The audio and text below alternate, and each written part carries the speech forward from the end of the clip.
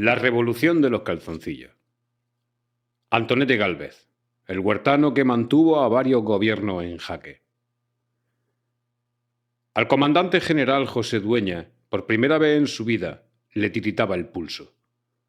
La mañana no era fría, pero el paisaje helaba su entendimiento. Una y otra vez se asomaba al ventanuco de la estación de La Palma y alzaba su ojo hacia el fuerte cartagenero de Galera. Allí estaba la bandera. No había posibilidad de error. Ni podía permitirse molestar al ministro de Marina. España se derrumbaba. Hambre y epidemia, un gobierno republicano dividido, el servicio militar que esquilmaba familias para contener las revoluciones coloniales, la guerra carlista y ahora Cartagena, la sede de la flota española. Unos minutos más tarde, el ministro recibiría el telegrama más sorprendente que se haya enviado desde la ciudad portuaria. El castillo de Galera ha enarbolado la bandera turca. Y así fue. Sucedió en octubre de 1873, al inicio de la proclamación de Cartagena como cantón. El episodio de la bandera, que en verdad era turca, pero teñida con la sangre de un revolucionario, condensa la vida del legendario Antonete Gálvez, el huertano, natural de Torreagüera, que en diversas ocasiones mantuvo a los gobiernos en jaque. La historia comenzó unos años antes, cuando en 1869 otra bandera roja anunció en la ciudad de Murcia, desde lo alto del monte Mirabete, que Gálvez Arce encabezaba la rebelión contra la monarquía de Amadeo I. En aquella ocasión, los insurgentes fueron aplastados por las tropas nacionales cuando, encaramados a los riscos, se quedaron sin munición. Los diarios de la época describieron a la mayoría de los rebeldes como gente de la huerta, a juzgar por la ropa que visten. El cabecilla fue condenado a la pena de muerte, que esquivó huyendo a África. Antonete regresó a Murcia un año después, gracias a una amnistía.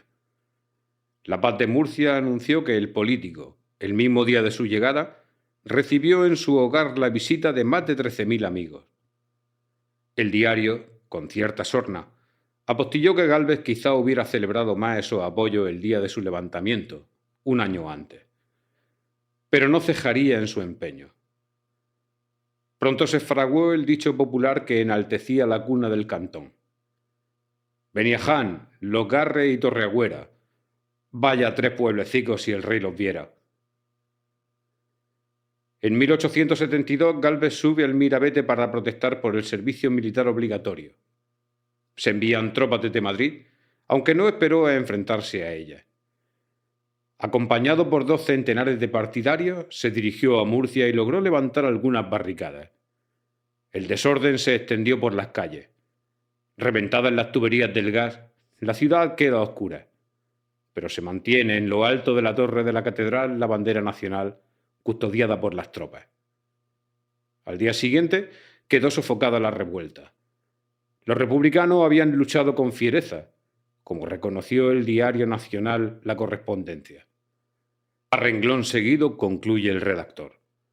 A pesar de ser los murcianos un mixto entre valencianos y andaluces, han peleado con bizarría. Vaya. Durante un día, Gálvez triunfó.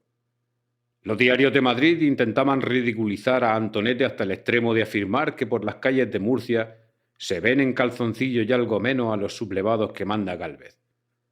El redactor, por ignorancia o maldad, se refería a los zaragüeles. El 11 de febrero de 1873, el pronóstico de Gálvez se cumplió con la proclamación de la Primera República y fue aclamado en su tierra, además de resultar elegido diputado a Cortes. Convencido de que España debía ser un Estado federal, propugnó la descentralización a través de pequeñas confederaciones de ciudades independientes, cantones, muy parecidas a las remotas polis griegas. El fin último era promover la federal, un conjunto de estados diminutos que conformaran un Estado superior. Superado el éxtasis inicial, la nueva república resultó tan débil como los 4 presidentes que tuvo en solo un año.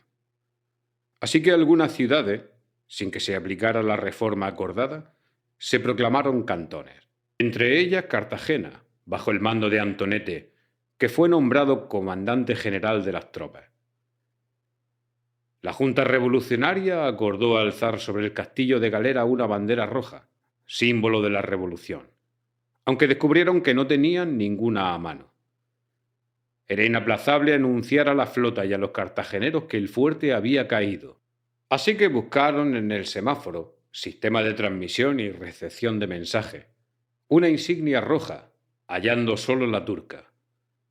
Y hubo que teñirla con la sangre de un revolucionario, quien se prestó voluntario. El cantón de Cartagena pasó a la historia como el último que se rindió a las fuerzas nacionales. A Antonete lo condenaron a muerte de nuevo y, otra vez, huyó a Orán. Pero su fama ya era indestructible. Murcia lo aclamaba y destacados políticos nacionales contaban con su amistad. Era un hombre bueno y honrado. Hasta que en 1891 fue absuelto por un tribunal y nombrado concejal del Ayuntamiento de Murcia, el padre del cantonalismo no aquietó su furia. De hecho, en 1887, cuando murió su esposa, la Guardia Civil intentó detenerlo sin éxito durante el entierro. Y hasta después de muerto, el obispo le negó una sepultura en el cementerio. Allí lo aguardaban 3 de sus hijos. Habría de pasar medio siglo para que descansara, esta vez en paz, junto a los suyos. Que Josefa muera agarrotada. Los murcianos tomaron las calles para impedir la última ejecución pública en España. Válgame Dios con lo que yo quería a mí tomar. Estas fueron las palabras exactas que Josefa Gómez, 32 años, de extraordinario porte y belleza, pronunció al ser detenida por el envenenamiento de su marido, Tomás Huertas, y de una criada, Francisca Griéguez, de 13 años. Sucedió en 1893, en la casa de huéspedes La Perla de Murcia, que el matrimonio regentaba en la calle Porche de San Antonio, detrás de San Bartolomé. En La Perla se hospedó algún tiempo Vicente del Castillo, de 36 años, casado y apuesto, quien a menudo tomaba estrinina porque padecía del estómago. El 8 de diciembre de 1893, Tomás bebió una taza de café de puchero al que añadió ron negrita antes de dirigirse al Teatro Romea. Nunca lo alcanzó. A los pocos minutos regresó agonizante. La criada, que también había tomado café, caía fulminada. Los médicos hallaron los cuerpos ennegrecidos y desfigurados, apenas irreconocibles. Josefa fue detenida tras el primer interrogatorio. Confesó que Vicente le había aconsejado administrar a su marido cierta cantidad de estrinina para calmarle los celos y el gusto por el juego. Y la mujer así lo hizo.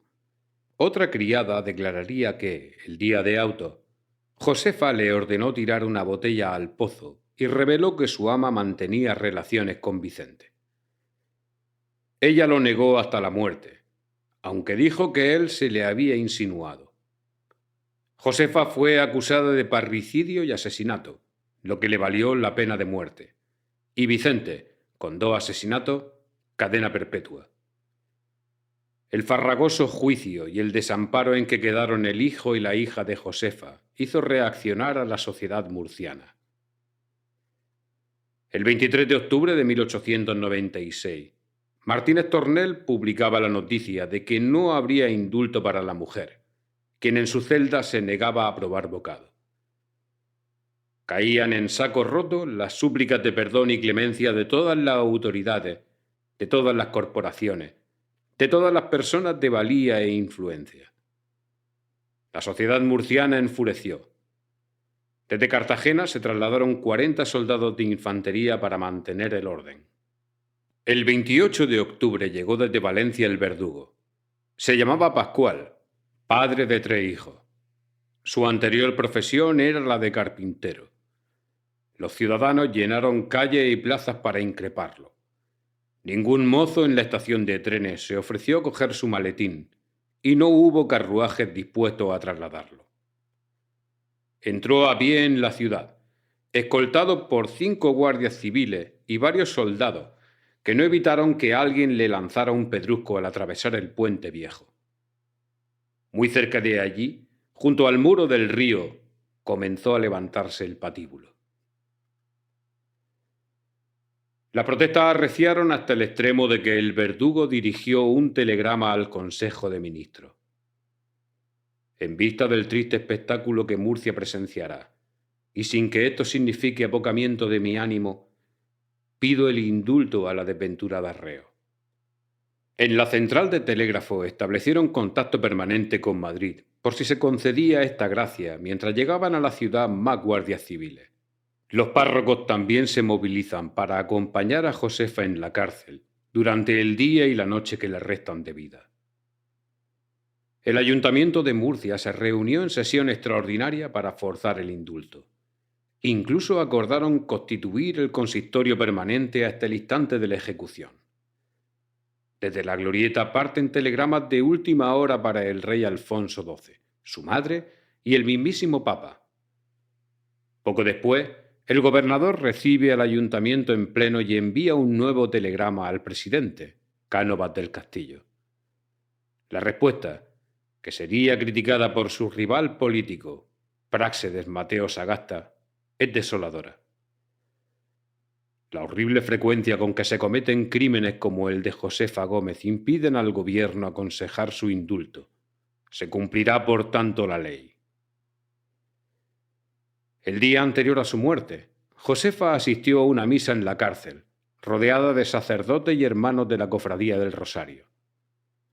Los cronistas relatan el fervor de la condenada, manifestando que ante Dios era inocente y consolando a quienes intentaban consolarla. Llegaría a advertir: son ya de más las horas que estoy en este mundo. Solo quiero que la Virgen me lleve a su lado. El momento más triste se produjo con la última visita de sus 2 hijos, de apenas 8 y 10 años de edad. Así lo relata Martínez Tornel. No lloró porque ni sus ojos tenían ya lágrimas. Las pobres criaturas llevaban pintada en sus semblantes la más triste amargura. Josefa, al ver al niño llorar, le dijo: «Válgame Dios, hijo, un hombre como tú llorar». Los que presenciaron tan trágica escena no la olvidarán nunca. Apostilla Martínez Tornel. El día de su ejecución, Josefa fue trasladada al patíbulo en una carreta. Todos los comercios cerraron en señal de luto. Unos 12.000 murcianos la acompañaban. Sus últimas palabras fueron para el párroco de San Antolín, que le preguntó si daba por bien empleados los sufrimientos pasados en esta vida. «Yo no he sufrido nada comparado con el bien que voy a lograr de mi salvación», respondió ella. A las 8:25 publicaría después el diario: arrepentida, contrita, sacrificada e indudablemente santa, ha entregado el cuello al verdugo y su alma a Dios. Acababa de celebrarse la última ejecución pública en España. El diablo cabalgó por Santo Domingo. San Vicente Ferrer intentó exorcizar hace 5 siglos la ciudad a golpe de sermón encendido. Los herreros del concejo, en aquella fría mañana de enero, apresuraban la fijación de los últimos tablones mientras algunos retaleros, preocupados porque el día amenazaba lluvia, aguardaban impacientes para forrar el púlpito de percal. Fue entonces cuando las calles estallaron en una algarabía de vecinos y regidores que daban la bienvenida a quien consideraban su salvador. Ocurrió en 1411. La ciudad, sobre todo las autoridades civiles y religiosas, habían pedido a Fray Vicente Ferrer que acudiera con urgencia a Murcia, una urbe presa de graves conflictos sociales. Por un lado, según relatan las crónicas, judíos y musulmanes se enzarzaban en polémicas interminables que los cristianos solo ayudaban a incrementar. Asesinatos y atracos, Raptos de doncellas y tumulto en las tabernas obligaron a pedir la intercesión del buen fraile, quien llegó a estas tierras acompañado por Leonardo García, un escribano que viajaba junto a Ferrer para levantar actas de sus muchos milagros. De la pareja dan cuenta distintos historiadores locales como el padre Morote, Cánovas o Espín. Fray Vicente predicó algunas jornadas. Sus diatribas duraban casi siempre más de 2 horas, a excepción del famoso sermón de las 7 palabras, que pronunció en Viernes Santo y que duró hasta 6 horas. Cuando creyó apaciguada la ciudad, tomó rumbo a Lorca, donde también deseaban escuchar a aquel hombre que después fue elevado a los altares a los 36 años de haber muerto. Sin embargo, pronto le enviaron recado de nuevo altercados con los rabinos de la judería de Murcia. Fue un domingo de Ramos. Aburrido de las debilidades de la plebe, el paciente fraile logró reunir a miles de personas en la plaza del mercado, hoy llamada de Santo Domingo. Las crónicas cuentan que hasta 10.000 almas escuchaban al santo en ciernes cuando, de repente, sucedió el más sorprendente episodio que la ciudad recuerda. Desde una bocacalle irrumpieron en la explanada 4 caballos desbocados que echaban un humo revuelto en llamas por las narices. Aunque el gentío comenzó a dispersarse, el fraile le ordenó con su voz atronadora que, sin moverse un centímetro de sus lugares, se hicieran el signo de la cruz. Así, los caballos desaparecieron por el otro extremo de la plaza. Nadie pudo nunca dar cuenta de ello. Si sorprendente fue este incidente, no lo fue menos la explicación que dio el santo, quien aseguró que aquellas bestias eran demonios que habían afligido la ciudad durante tiempo y que ahora huían espantados ante el arrepentimiento de muchos pecadores. No serían los únicos que huirían. El 24 de marzo, un día antes de que el santo se marchara de la ciudad, el concejo murciano promulgaría algunas de las más terribles ordenanzas de todos los tiempos. De entrada, se ordenaba que los hogares y comercios de judíos y moros se redujeran a sus barrios, donde no podían entrar mujeres cristianas. También quedaba prohibido que existiera familiaridad entre uno y otro, impidiendo a los cristianos ser padrinos de judíos o moros e incluso asistir a sus fiestas. La visita de San Vicente Ferrer, sin lugar a dudas, inspiró estos cambios, y otros que provocaron más disgusto. Fue el caso de la ordenanza del concejo que suprimió la convivencia del clero con cualquier clase de mujeres, incluso con sirvientas. Los curas murcianos replicaron que, desde la visita de Fray Vicente, aquellas cosas ya no sucedían, por lo que estaba de más regularlas. El lugar elegido por el fraile para la célebre prédica fue durante siglos la Plaza del Mercado, otorgado a la ciudad el 18 de mayo de 1266. En el siglo de San Vicente, la reina católica premió a Murcia su fidelidad, concediendo el mercado franco, junto a numerosas ventajas para los comerciantes que asistieran. Más tarde, en 1685, el ayuntamiento acordó que el mercado se celebrara en el Arenal, junto al Puente Viejo, desde 1 de noviembre a fin de marzo. El resto del año, con los meses más calurosos, en Santo Domingo. La decisión irritó a los comerciantes de la zona de Trapería y a la Cofradía del Rosario. Los prodigios de aquel día, sin mencionar el más grande de ellos, que fue reunir 10.000 cuerpos en esta pequeña plaza, no concluyeron ahí. Fray Vicente advirtió de que había en la plaza una mujer cuya hija, a la que no quiso traer a la prédica, se encontraba pecando en su casa. Allí mismo la halló la señora retozando en el pajar con un caballero. Al menos eso aseguró la madre confiada al regresar a Santo Domingo y gritar al fraile: «¡Verdad dijiste!». Al día siguiente, el santo, satisfecho de tan espectaculares signos, abandonó el reino en dirección a Castilla. Pero durante muchos años se recordaron aquellos caballos infernales que atronaron la plaza del mercado. Y otros tantos recordarían la extraña profecía que hiciera el santo antes de abandonar Murcia. Este lobo, advirtió en referencia al río Segura, se comerá a la oveja. Nadie imaginó entonces la terrible riada que asolaría la Vega 3 décadas más tarde.